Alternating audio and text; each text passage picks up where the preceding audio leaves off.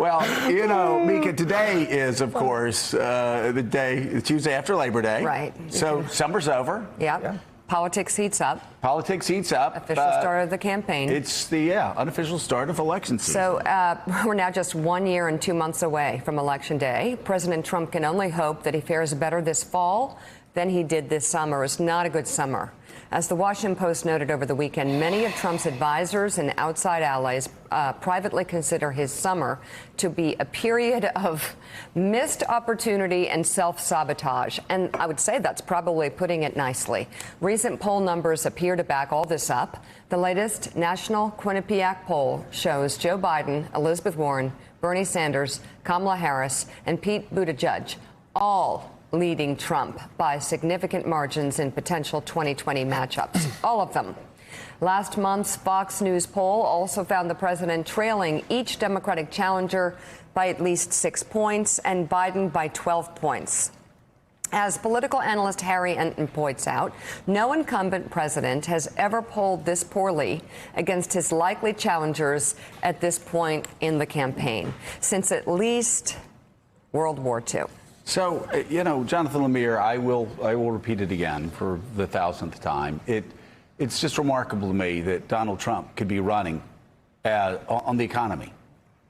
I mean, he could be running on a low unemployment rate. Sure. He could be running on so many other things. But he can't stay out of his own way.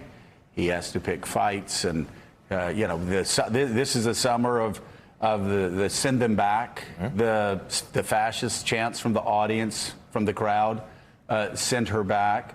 And that's, I mean, any historian will tell you that's exactly what that was. And you can go through all of the chaos that you had to cover all summer, and you just sit there and, like we've been saying all along here, why doesn't the guy just keep his head down, talk about the economy, stop lying, stop provoking fights that he doesn't have to provoke? He'd be in the 50s right now. Those are the questions his advisors ask every day. I mean, the summer before the election, so the year out, that summer is a time for the president to start setting the narrative, start setting the agenda, start setting your message for the re-election campaign. Now, were they planning to do that? Like, did you talk? Because I've talked to, you know, I talked to his advisors, and they said, oh, this is great. Listen, we're going, like, when I spoke to their advisors during the summer, beginning of the summer, oh, we're going to make inroads in the black community. We're going to make inroads in the Hispanic community. We're spending all of this money and all of this time doing A, B, C, D. And then he goes out, and right after they tell me that, that's when he starts his attacks on the 4 members of Congress, the women of color. Great. That was the plan. The plan was to try to make inroads with certain groups and tout the economy. Now, the economy has slowed down some, and that's obviously a warning sign for this president going forward, but that still is a relative strength for what he can pitch for a re-election. But instead, there's no discipline here. There's no ability for this president to ever stay on message, and he gets sort of sucked into petty feuds and fights time and time again. Often well, but you know, the Deborah Messing one, though, was absolutely necessary. If you're going to let the person that stars on Will and Grace run over you, then nobody in the G7 is going to respect you. That's right. Next You year. punch up to Deborah Messing. You can't even go to Doral. You can't. That's right. Can't hold your head up high, Doral, if you haven't responded to pushing you around. Joe, here's the thing. The economy is not just softening. Every single sign in an inverted yield curve. Manufacturing is down. For the first time, more people believe the economy is getting worse. Here's another thing. Copper, down 13%. That is the ultimate tell, because that's where all the construction comes from. Every single sign you see is going backwards. And that's why you see a very disoriented and panicked Donald Trump. But you know, Karine, though, so the economy's softening, but he still could have talked about how strong the economy was over the past 3 years. He would be up in the 50s without picking all of these small petty fights, and he would have used G7 instead of, I mean, who did he attack at G7? I mean, all the bizarre tweets and all the bizarre attacks. That's when you get together with your allies and say, okay, Germany, your economy's slowing down. Looks like our economy's slowing down. China, we're in a trade war. What do we all do to work together to get the world economy rising? And He's just incapable of doing that, And unfortunately. I was just about to say, he's incapable of doing it. He doesn't know how to be president. In many ways, when you think about the night of the election and how, when he stood on stage and how surprised and shocked he looked, Right. He didn't think he was going to win.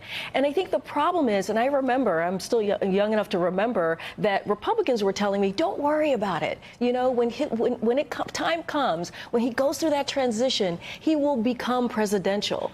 And unfortunately with him, it never happened. I mean, he's gotten to a point, Joe, where he's not even a president for his base. If you think about the trade war, if you think what's happening with farmers, he's not even helping his own base. Yes, he's doing this like red meat all the time, and it's consistent. And I think that's where he's comfortable at the best. But his policies are actually hurting the very people who put him into office. Well, and Jonathan, I mean, that's the thing that, again, I just wonder why a strong conservative, Walsh Freedom. I mean, we know Walsh Freedom's out there. Okay, but other than Walsh Freedom, why somebody that's a sitting member of Congress or a governor doesn't go out and say, hey, listen, I'm a conservative, like my good friend Joe Scarborough. Don't say that. That won't help. No. I'm for balanced budgets. I'm for free trade. I don't believe in tariffs. I'm going to help the farmers by opening up markets so they can sell their soybeans and grain all over the world. I'm like Ronald Reagan.